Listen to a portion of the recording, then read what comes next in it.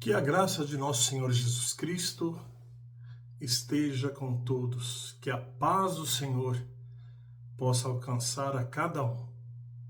É meu desejo e oração a todos, os nossos irmãos, amigos e interessados na palavra de Deus. Nós temos a áurea oportunidade de estarmos estudando e meditando na palavra de Deus. A palavra de Deus que pode, com certeza, estar nos ajudando a chegar a Cristo, a conhecer a Cristo e a obter a salvação. A salvação é obtida através da justiça de Cristo, juntamente com a santificação da lei de Deus. E nós temos a oportunidade, então, de estarmos aqui e estudarmos a santa, boa e justa palavra de Deus. Nós iremos estar falando sobre um tema que até as Escrituras lançam essa pergunta. Uma pergunta de extrema importância. Quem será salvo? Nós vivemos num mundo hoje que muitas religiões garantem a salvação. Que muito é se pregado que milhões e milhões irão se salvar. Mas realmente nós iremos ver o que diz a palavra de Deus.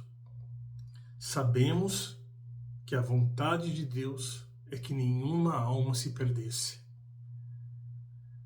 Mas de acordo com a Sagrada Escritura, poucos irão alcançar a salvação.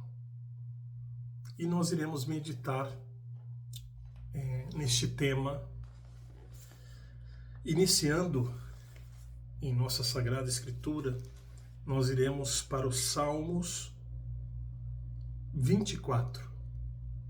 O Salmos 24, ele traz essa pergunta.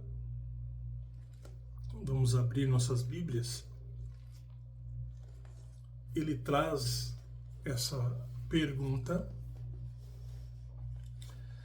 iniciando ali no versículo 1, nós temos dizendo assim: do Senhor é a terra e sua plenitude, o mundo e aqueles que nele habitam, reconhecendo Deus como Criador de todas as coisas.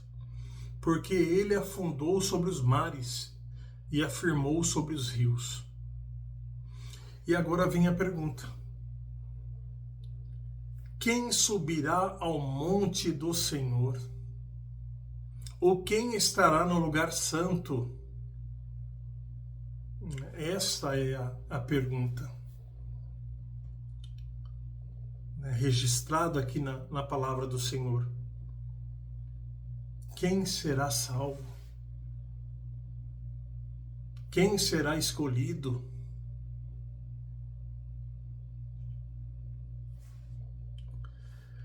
Continuando, no versículo 4, nos traz uma resposta.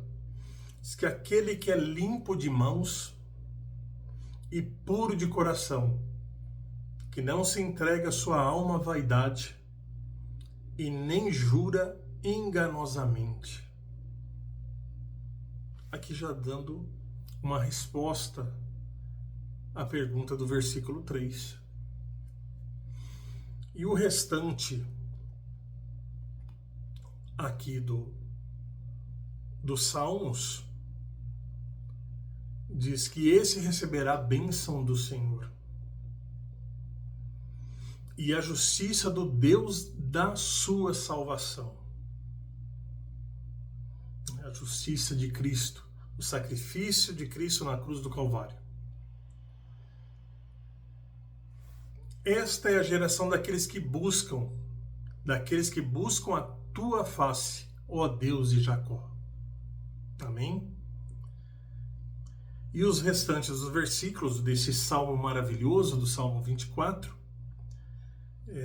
lança ali uma profecia que foi se cumprida todo conhecedor, aquele que estuda a palavra de Deus sabe, a profecia de quanto Cristo, após a sua ascensão, né, quando ele ressuscitou aqui, né, esteve nesse mundo, ensinou, curou, ajudou, né, sofreu, né, foi morto e ressuscitou. E quando ele ascendeu, registrado lá em Atos, no livro de Atos, mostra essa profecia do versículo 7 ao versículo 10, o que aconteceu quando ele chega aos céus, né? Como o apóstolo Paulo diz, né? Ao terceiro céu. Diz ali, levantai, ó portas, as vossas cabeças, levantai-vos, ó entradas eternas, entrará o Rei da Glória. E a pergunta feita, né? Quem é este Rei da Glória? Né? Aquela comitiva de anjos que acompanhavam Jesus, né? Faz aí leva, né, no versículo 7, para que se abram as portas, né? E os anjos lá dentro da cidade perguntam, né? Mas quem é esse Rei da Glória? O Senhor forte e poderoso, o Senhor poderoso na guerra. E o versículo 9 retorna: levantai-vos as portas, vossas cabeças, levantai-vos as entradas eternas, e reentrará o Rei da Glória. E quem é este Rei da Glória? E a resposta vem: o Senhor dos Exércitos. Ele é o Rei da Glória. Amém. Louvado seja o Senhor.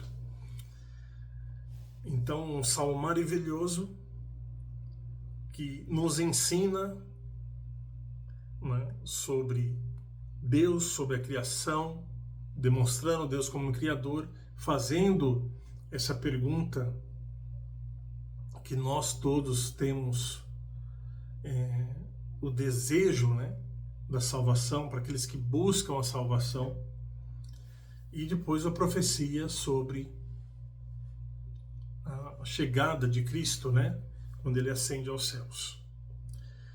Nós temos que compreender, irmãos, conforme a resposta, né, ali dos Salmos 24, né, aquele que é limpo de coração, né, puro, né, que não jura enganosamente e outras, né, este alcançará. Nós temos que entender que, infelizmente, o povo de Deus, ele sempre teve uma grande dificuldade com dois pontos: com a justiça própria, feita através das suas próprias obras, né? E com a graça, tentando fazer uma capa para que pudesse continuar na transgressão de Deus. O mundo religioso, né?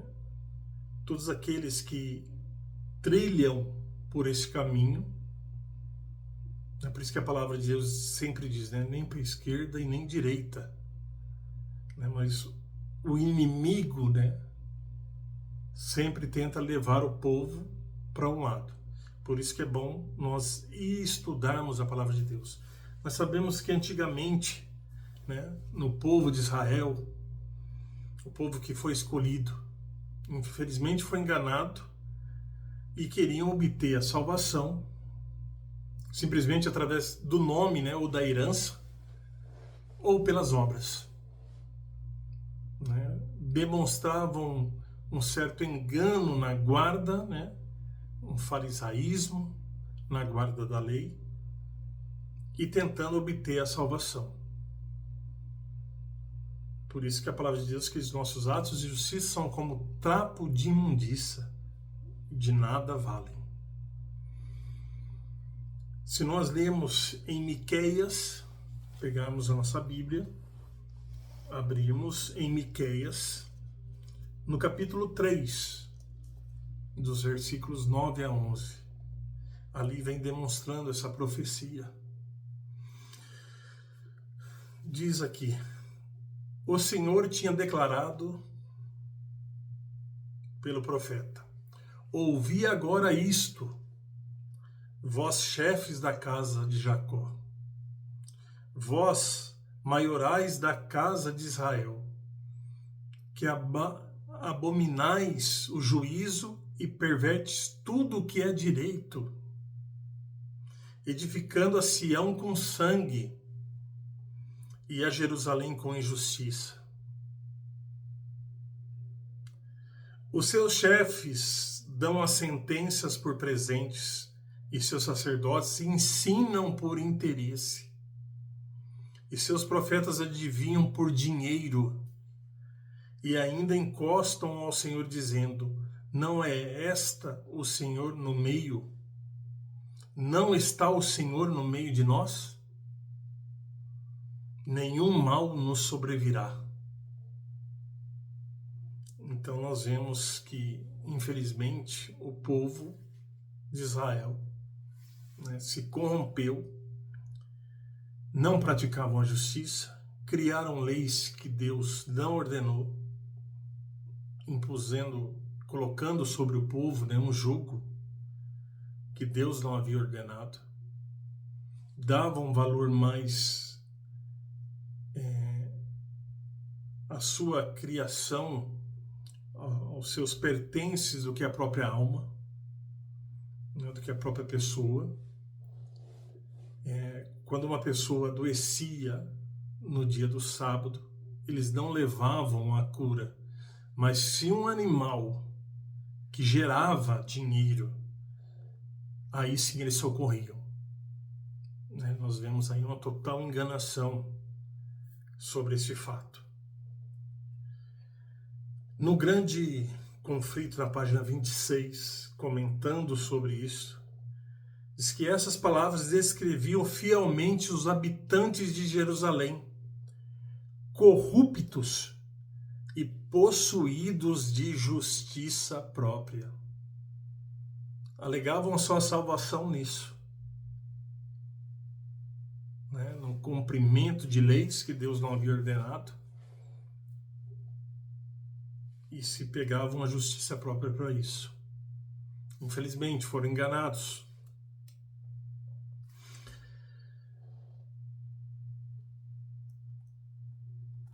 No grande conflito, no livro Caminho a Cristo, na página 30, também comenta sobre a situação do povo de Jerusalém, uma situação que também nós podemos cair no engano.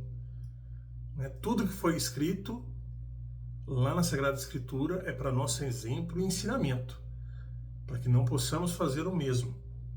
Diz aqui que a oração Caminho a Cristo, na página 30, a oração jactaciosa e plena de justiça própria do fariseu revelou que tinha o coração fechado à influência do Santo Espírito, pela distância em que se achava de Deus. Não percebia em sua própria corrupção, em contraste com a perfeição da santidade divina. Não sentia necessidade de coisa alguma, e coisa alguma recebeu. Isso acontece com quem quer obter a justiça própria pelos seus atos.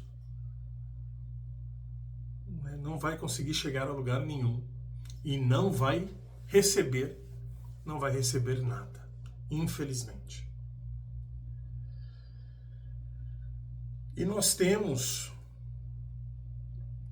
o outro lado da moeda, que é muito usado hoje em nossos dias, que usam a graça de Cristo como desculpa para transgredir a sua santa lei.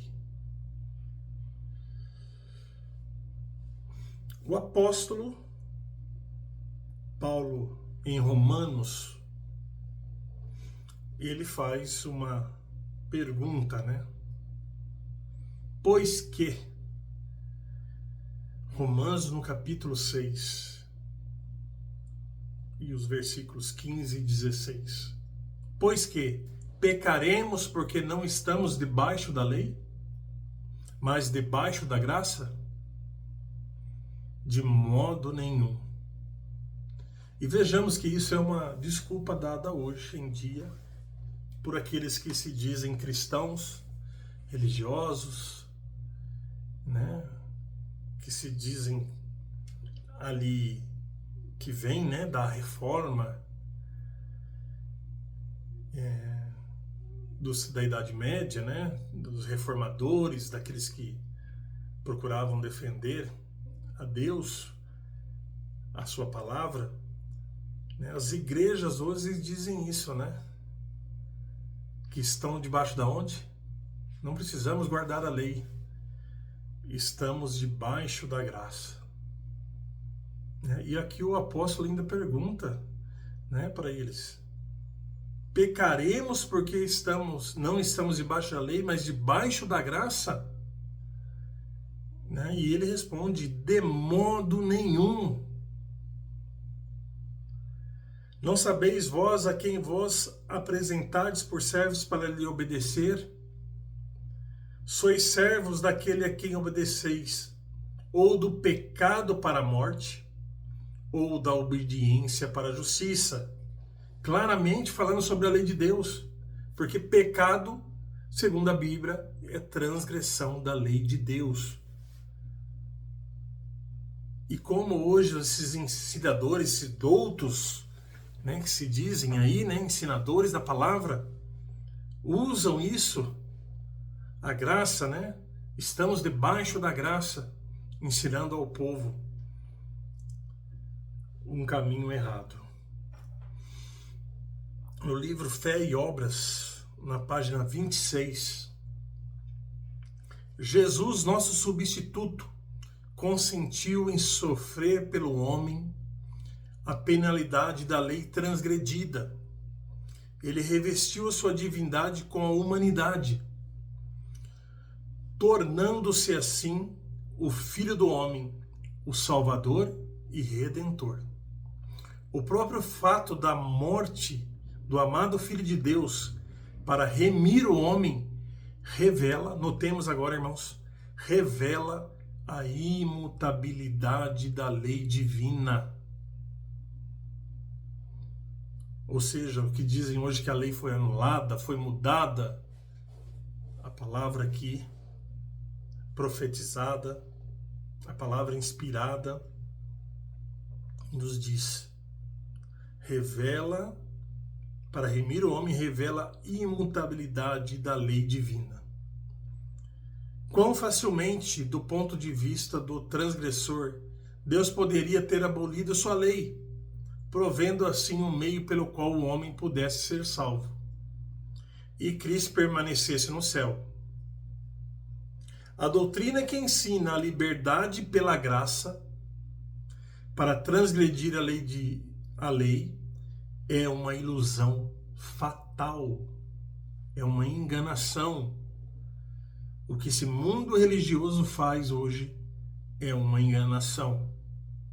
Muitos e muitos são enganados, né? A pisarem a lei de Deus, utilizando a graça, a justiça, o sacrifício de Cristo.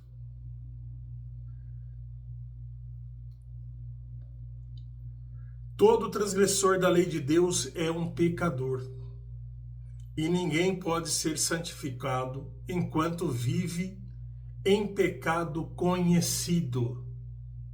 Então, aqueles que sabem, os que transgridem a lei de Deus abertamente, usando a desculpa de Cristo, né, na cruz do Calvário, infelizmente, não vai obter a salvação.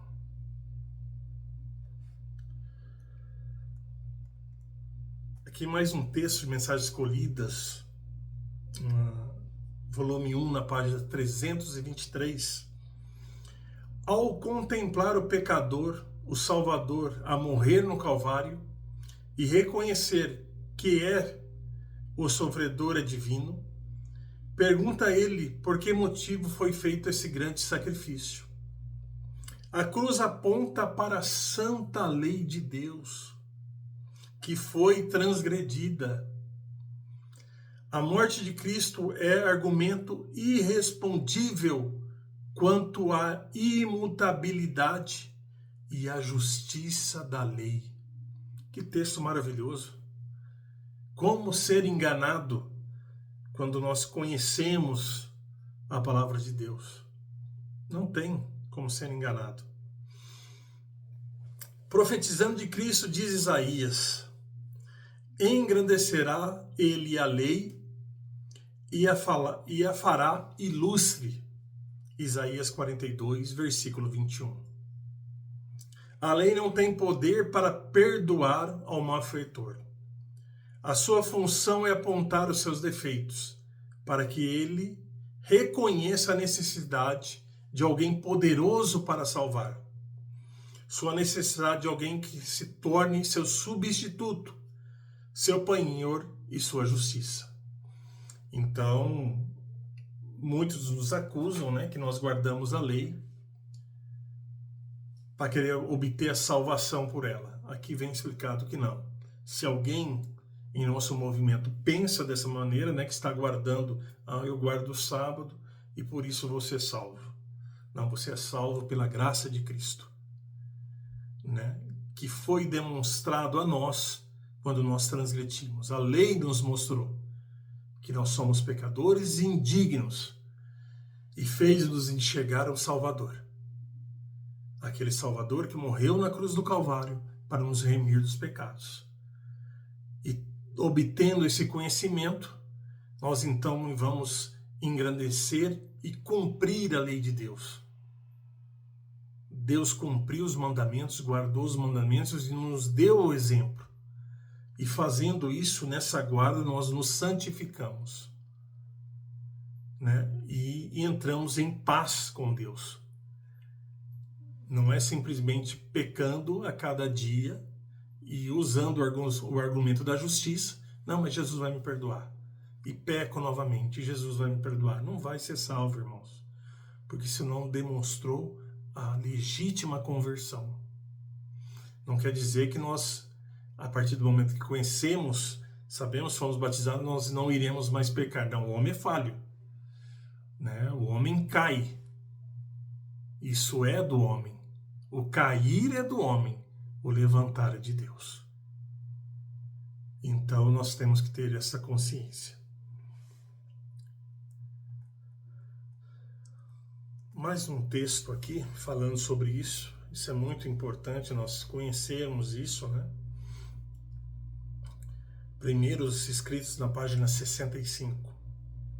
Diz que quando as pragas começarem a cair, os que continuarem a transgredir o santo sábado não abrirão a boca para apresentar aquelas escusas que agora fazem para se considerarem livres de guardá-lo, né? Usam textos, distorcem textos da palavra de Deus, né? Dizendo que o sábado foi abolido, né? Olha, o sábado foi cravado na cruz.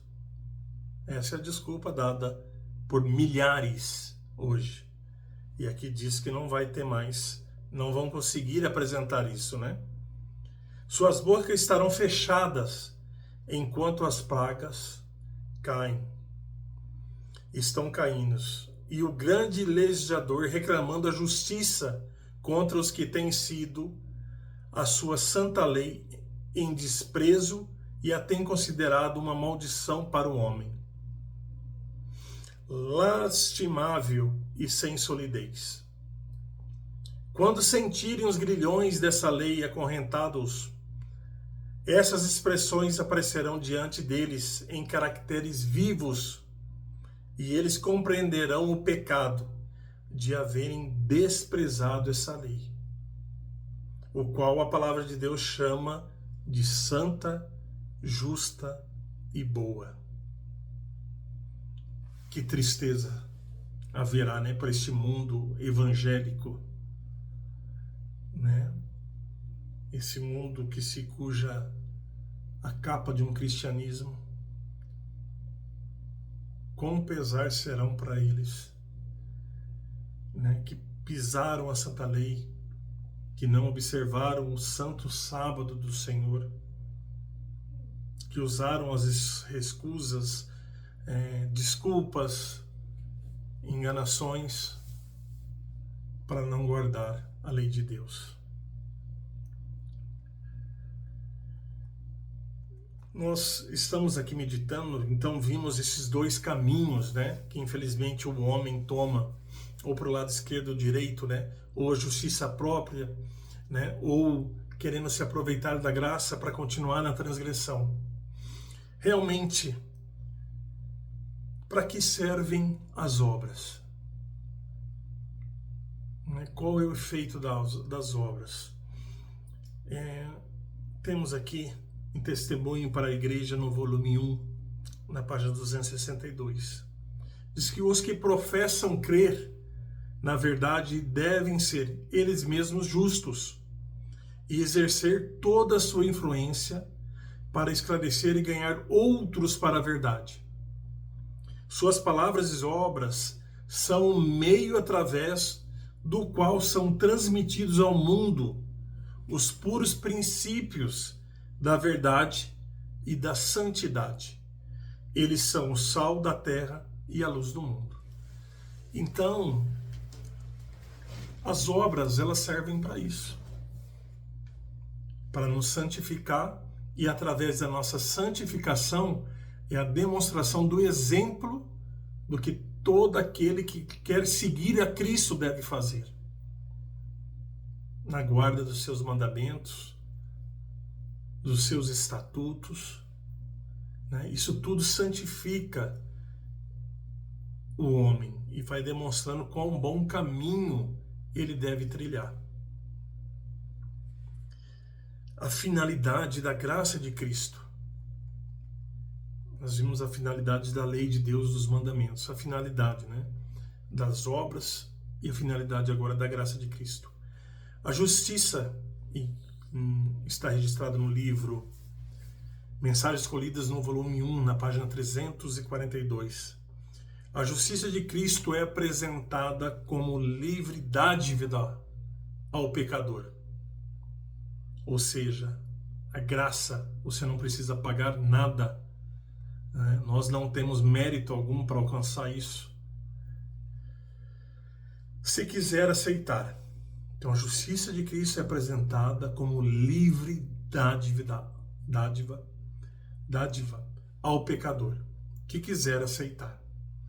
Ele nada tem de si mesmo, a não ser que seja maculado e corrupto, poluído de pecado, inteiramente repulsível a um Deus puro e santo. Então demonstra o que realmente somos. Nós não temos nada para oferecer. Somos corruptos, impuros. Unicamente mediante o justo caráter de Cristo pode o homem se aproximar de Deus. Esta é a finalidade da graça, da justiça de Cristo. Tornar o homem que é imundo em limpo, apagando todos os seus pecados. Então, esclarecido, né, isso, nós voltamos então para aquela pergunta: quem estará lá? Quem será salvo? Quem será escolhido?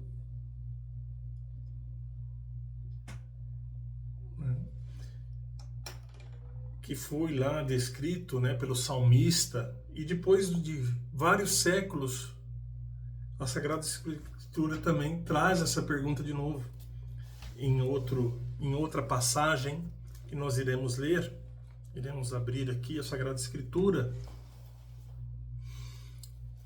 em Atos, no capítulo 16, contando a história ali de Paulo e Silas, quando estiveram presos e tiveram a experiência com o carcereiro, né? Que hoje seria um agente penitenciário, né? Aquele que é responsável pelos presos. Lá nos versículos 30 e 31. Não vamos ler o capítulo inteiro, mas os versículos aqui que vão nos esclarecer.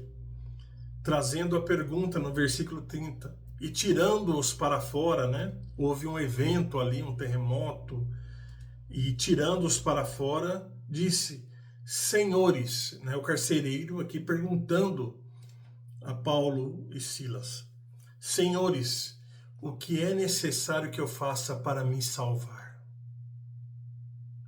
É a pergunta que nós devemos fazer. É a pergunta que nós devemos levar aos outros que não conhecem. E aqui traz, no versículo 31. E eles disseram: crê no Senhor Jesus Cristo e serás salvos tu e tua casa. Que maravilhoso. Muito. Testemunho para a Igreja no volume 5, na página 625. O grande e único sacrifício foi feito na vida, missão e morte de Jesus Cristo. Quem dera os homens contemplassem a grandeza desse sacrifício. Então poderiam compreender melhor grandeza a salvação. Né? A melhor grandeza da salvação.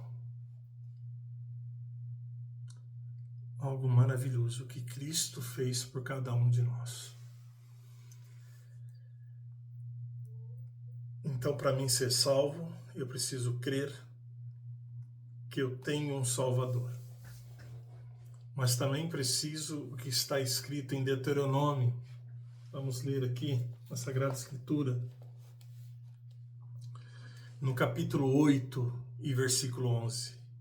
Guarda-te que não te esqueça do Senhor teu Deus, deixando de guardar os seus mandamentos, os seus juízos e os seus estatutos, que hoje te ordeno.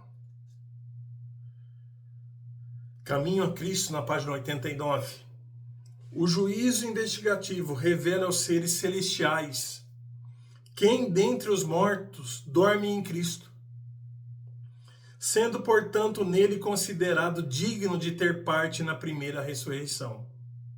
Também torna manifesto quem, dentre os vivos, permanece em Cristo, guardando os mandamentos de Deus e a fé de Jesus.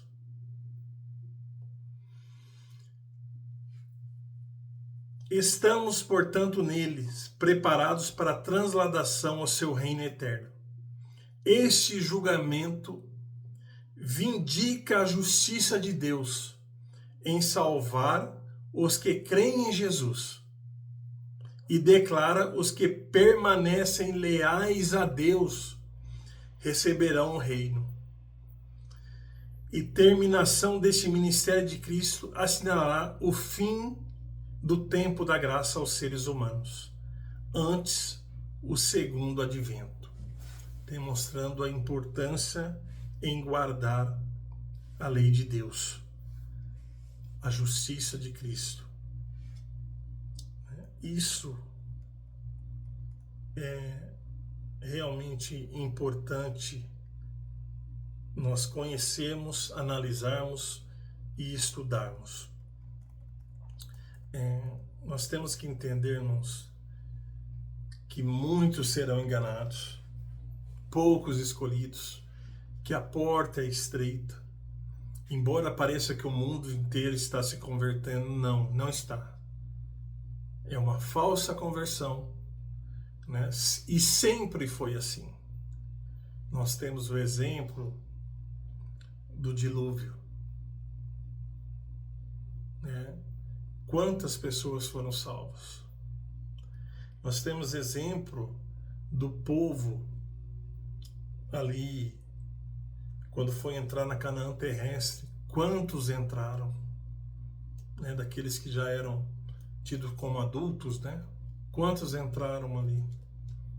Temos exemplo quando Cristo teve esse mundo, pregando, né? Ajudando, salvando. Quantos ali estiveram na sua ascensão? Né? Sempre foram poucos. E assim será também no final. A maioria sempre escolhendo o lado mais fácil, infelizmente. Então isso que nós temos que compreender, que embora pareça, né, que o mundo está convertido, não.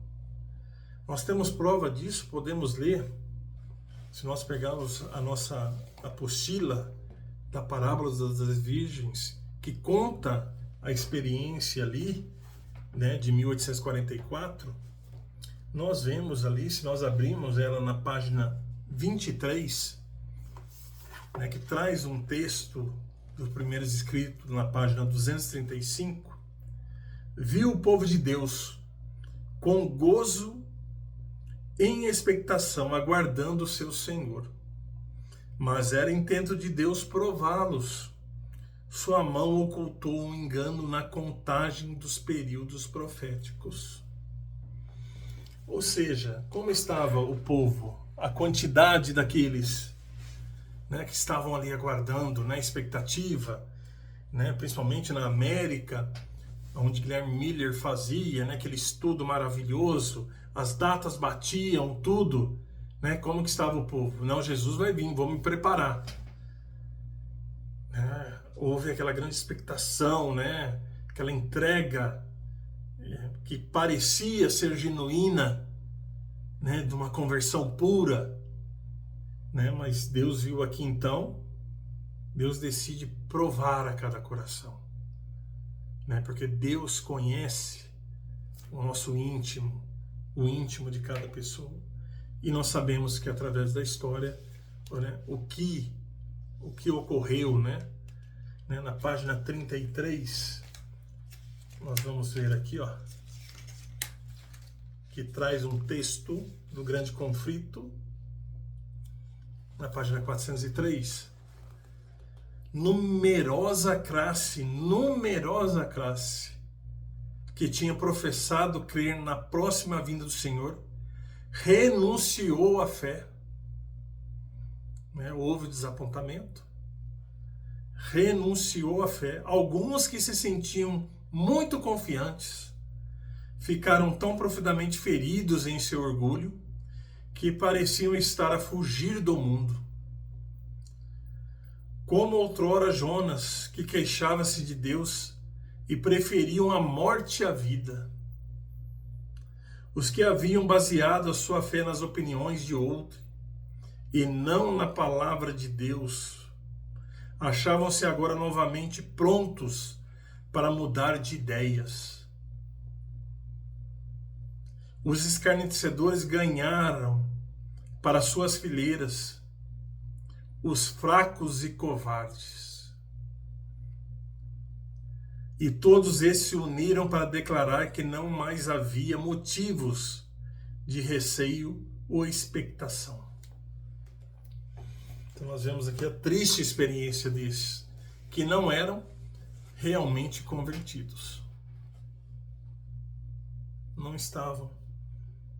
E olha, infelizmente, os adjetivos que eles tiveram: fracos e covardes. Então, e nós sabemos que nessa experiência, menos de uma dúzia suportou a prova. Né? Mesma coisa hoje, se a vinda de Cristo for datada, o que vai acontecer é o mesmo modo. Né? Todo mundo vai virar santo. A grande maioria vai virar santo, mas uma enganação, só uma capa. O coração não está purificado. Por isso que nós temos que entender que nós teremos provas, teremos dificuldades, que iremos passar, mas isso tudo era para provar o ouro, né? E é no fogo que se prova o ouro. Né? Teremos surpresas, sim.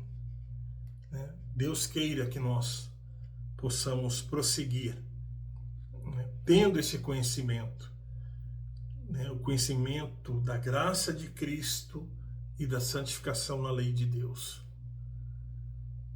sabendo usar isto, né, para a nossa salvação. E eu quero deixar aqui as últimas palavras, deixar registrado aqui as palavras do apóstolo Paulo, que é uma coisa assim que eu tomo para mim sempre e que cada um seguidor de Cristo deve tomar.